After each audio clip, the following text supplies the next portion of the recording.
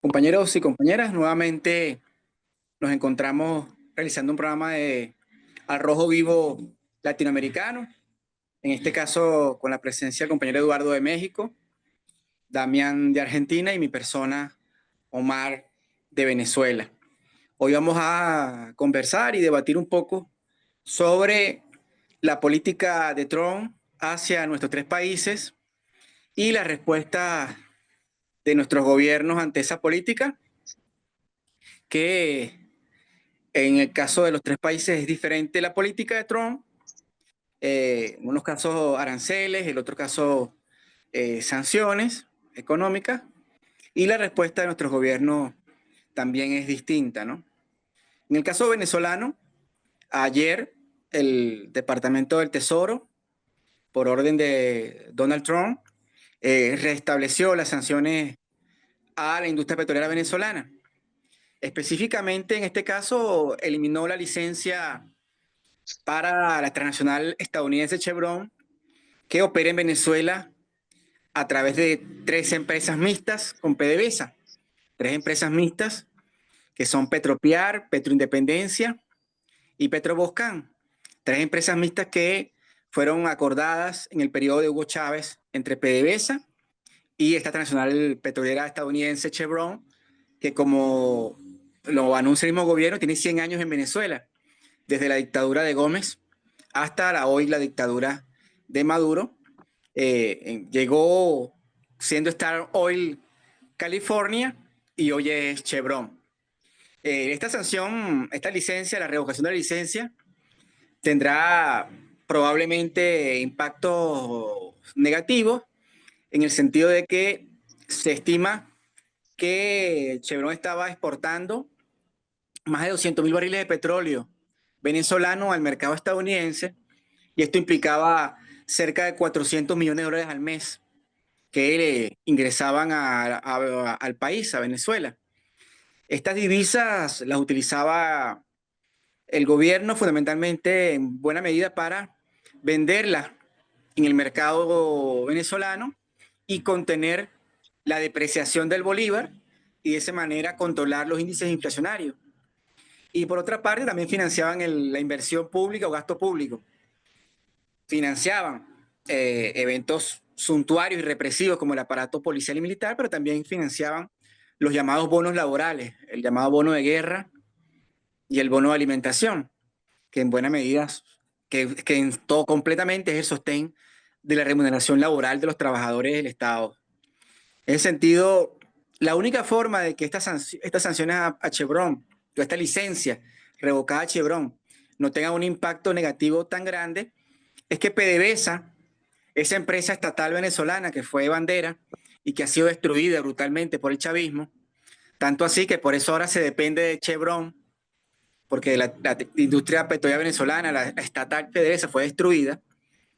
La única forma es que PDVSA asuma el control de esos campos petroleros, logre mantenerle esa extracción de Chevron y rápidamente consiga un mercado en Asia para estos 200.000 barriles diarios. Un mercado asiático que siempre va a tener un flete mayor al estadounidense, pero y también probablemente cobre descuentos para poder acceder, tenga que descontarle el precio del petróleo mundial para poder acceder rápidamente a ese mercado. Es decir, que la revocación de la licencia siempre va a tener afectación. Lo único que puede hacer es menor si el gobierno logra mantener la extracción de esos 200.000 barriles a través de PDVSA y logra conseguir un mercado rápidamente. La respuesta del gobierno venezolano ha sido como en los últimos años, entreguista totalmente. Imagínate que el comunicado que publica el gobierno de Maduro es diciendo que la sanción es a Chevron.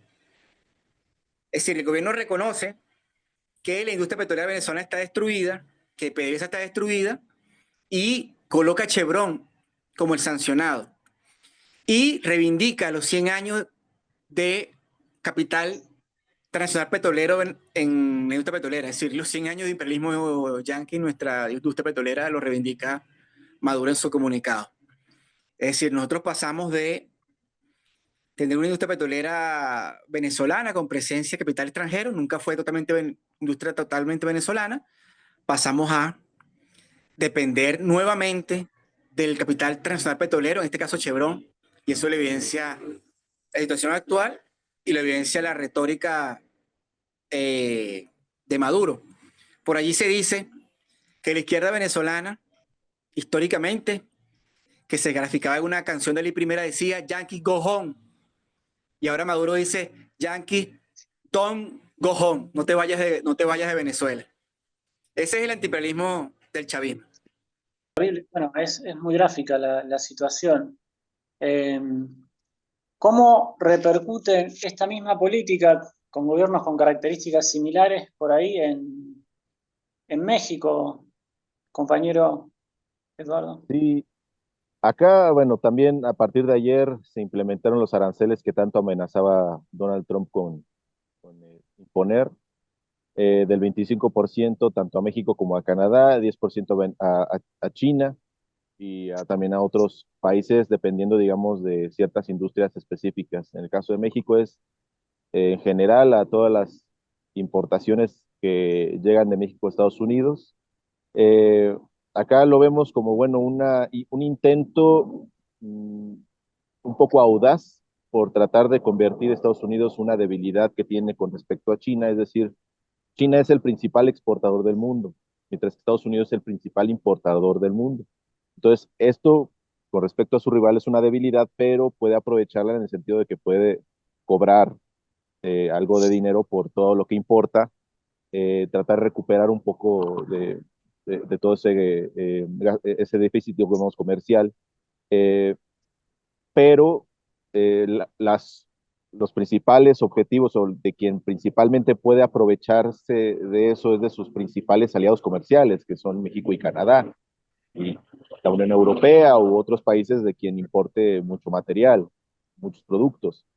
Entonces, pues realmente lo pone también en aprietos a los aliados comerciales de Estados Unidos, pero también, bueno, aunque están todavía por verse los verdaderos efectos de estos aranceles, se espera que los principales afectados sean los consumidores estadounidenses, que ahora van a tener que pagar pues más dinero por las mismas mercancías importadas. De este lado de la frontera, la política del gobierno mexicano ha sido pues nada más retórica patriotera. Es decir, eh, Claudia Sheinbaum ayer convocó a una movilización en el Zócalo de la capital de México, es para este domingo, para anunciar cuáles serán las medidas arancelarias y no arancelarias para combatir esta imposición de aranceles. Desde el mes pasado que Trump amenazó con que ya iba a imponer estos aranceles, el gobierno mexicano intentaba mantener contento al imperio, dando ciertos tributos, y uno de ellos, por ejemplo, era mostrar más resultados en el combate al narcotráfico, incautando más laboratorios de fentanilo, capturando a más narcotraficantes, e incluso la semana pasada envió a 29 narcotraficantes que ya estaban presos, algunos desde hace décadas, a los Estados Unidos de una manera express y de hecho ilegal. Eh, el gobierno mexicano al principio decía que era una extradición, pero legalmente esa extradición no pudo darse, entonces fue una expulsión de ciudadanos mexicanos, presuntos delincuentes, a la justicia estadounidense. Entre ellos está Rafael Caro Quintero, que era líder del cártel de Guadalajara, extinto desde los años 80, a quien se le culpa por el asesinato de un agente de la DEA.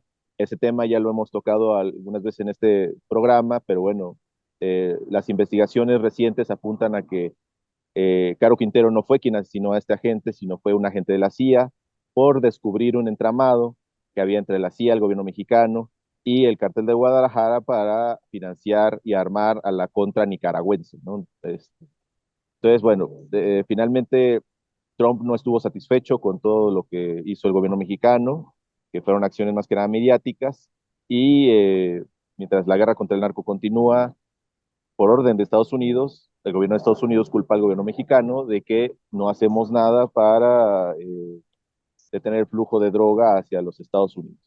Entonces, una guerra de discursos, a mi juicio, muy patrioteros, que solamente busca, tanto Trump, ganar una posición de más apoyo o de más popularidad, y Claudia Sheinbaum aprovecha eso y hace lo propio. llama al pueblo mexicano a manifestarse, agitar banderas y pronunciarse en contra del imperialismo yanqui, cuando, bueno, aquí seguimos con la guerra contra el narco impuesta por Estados Unidos, con tratados de libre comercio que arruinan nuestra economía desde los años 90, seguimos con una serie de desapariciones, asesinatos a activistas, a campesinos, a indígenas, con proyectos como el corredor interoceánico, proyectos también extractivos y de transferencia de energéticos como el Plan Sonora o el Plan México, todo subordinado a la política de Estados Unidos. Entonces, eso seguro no pasa por la cabeza ni de Claudia Sheinbaum ni de los grandes empresarios que ahorita están tratando de movilizar a las masas bajo este discurso patriotero. Este, pero bueno, también nosotros como activistas o revolucionarios debemos tratar de impulsar un programa que sea independiente, que sea de la clase obrera, con nuestras propias reivindicaciones, de todo lo que ha hecho el imperialismo estadounidense sobre México. Posiblemente estos aranceles sea de lo que menos nos afecta, sobre todo a las clases oprimidas. O sea, tantas cosas que hace el imperialismo norteamericano sobre nuestro país, y bueno, el gobierno mexicano no piensa ni por un segundo tocar las fibras sensibles del gran capital estadounidense. Similar a la política, digamos, quizás mucho más audaz, pero similar a la política de arancelamientos que tuvo y de proteccionismo que tuvo Trump en su primer gobierno, que algunos economistas lo describieron como un disparo en el pie, o sea, algo que perjudicaba, digamos, como bien planteabas vos, perjudicaba a los consumidores de Estados Unidos, pero no era suficiente para recomponer la industria o que la industria yanqui ocupe el lugar que ocupan los otros capitales, fundamentalmente los chinos, que son los que exportan mercancías baratas hacia Estados Unidos. Aquí en Argentina también hubo, a pesar de un discurso totalmente distinto por parte del gobierno, incluso de algunos gestos o un discurso totalmente distinto por parte de Donald Trump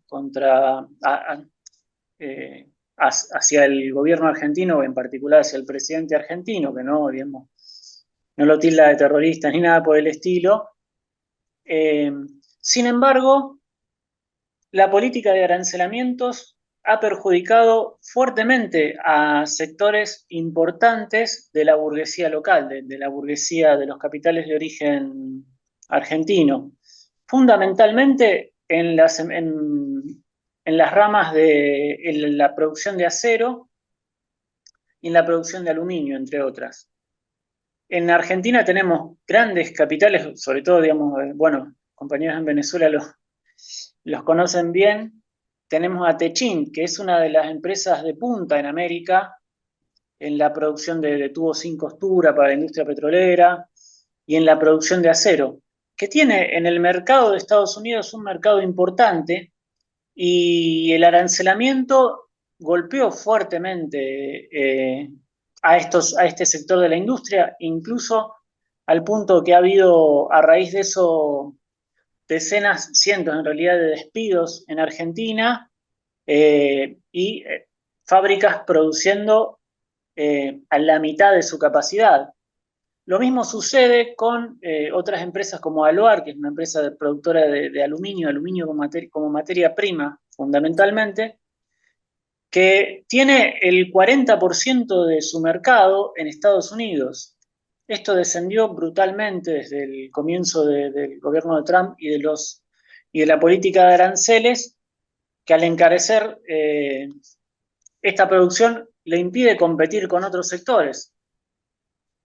Esto va de la mano de la política del gobierno argentino que, si bien el presidente dice admirar fervientemente a Donald Trump, no tiene una política económica totalmente distinta en ese sentido, porque la política del gobierno de Milei es más bien de apertura comercial hacia las importaciones, y esto es algo que ha golpeado también fuertemente a este sector de la burguesía, porque ahora se ve obligado, digamos, pierde parte del mercado yanqui y se ve obligado a competir en el mercado local con la industria china también, que produce por la mitad del valor de lo que cueste, de lo que es el costo de producción en Argentina. Esto ha puesto a estos sectores de peso de la burguesía local en contra del gobierno. Y la política del gobierno nacional, decía, la política de Milei, es totalmente opuesta a la de Trump y busca ahora, se ha propuesto ahora, ha declarado públicamente, que quiere un tratado de libre comercio con Estados Unidos, lo cual implicaría una ruptura de una alianza que lleva décadas, que es el Mercosur, una ruptura con los países que componen el Mercosur y un golpe mucho mayor a todo lo que es la industria nacional, porque un tratado de libre comercio con Estados Unidos, que Donald Trump dijo que podía ser, Cerrone dijo que no, que lo más probable era alguna especie de acuerdo de comercio bilateral un poco mayor, pero no un tratado de libre comercio con todas las letras. En cualquiera de los dos casos, eso va a perjudicar fuertemente la economía, más todavía la economía argentina, golpear estos sectores de la industria y llevar a más despidos y una mayor desocupación en el país. Hay algo interesante que mencionó Omar, que es un hecho sustancial.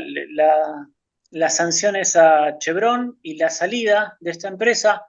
Ahora, ¿está en condiciones PDVSA de suplir la extracción que realizaba esta multinacional? ¿Está en condiciones de encontrar nuevos mercados? ¿O el chavismo ha destruido tanto la producción y la capacidad de producción petrolera que esto se genera, digamos, que esto es algo muy dificultoso? Ahí lo que está ahorita en discusión es si a partir de la revocación de la licencia de Chevron, esto obliga a Chevron a entregarle esos activos al Estado venezolano, entregarle esos activos al Estado venezolano o vendérselos.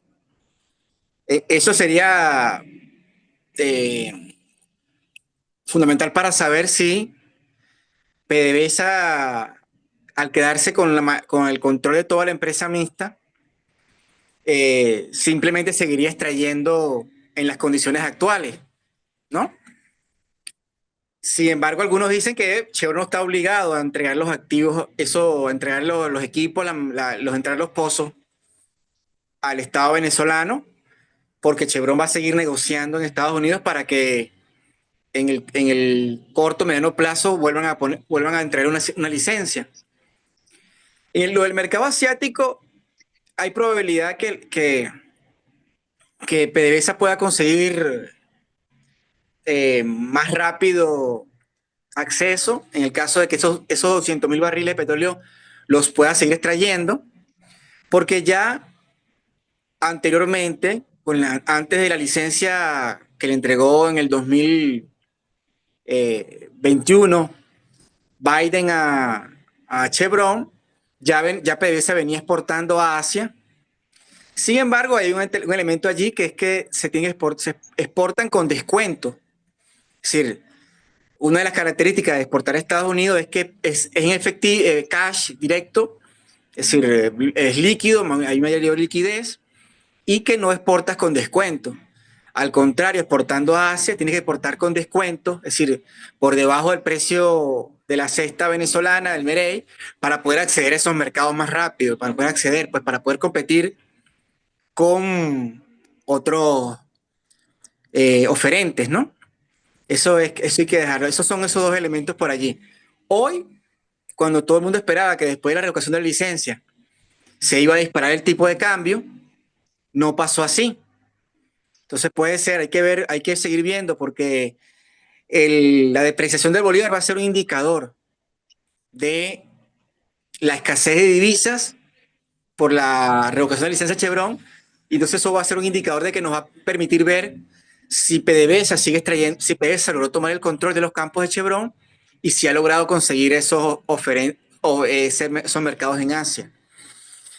Por ahora no, pero uno puede estimar que en el cortísimo plazo que es hoy, el gobierno todavía tenía un colchón de divisas que puedo liquidar hoy o liquidar en el primer tiempo, ¿no? Eso hay que irlo siguiendo. Por otra parte, también hay que seguir la oposición tradicional de derecha, de élite, que aplaude las sanciones, aplaude la revocación de la licencia Chevron, pero sigue sin estrategia.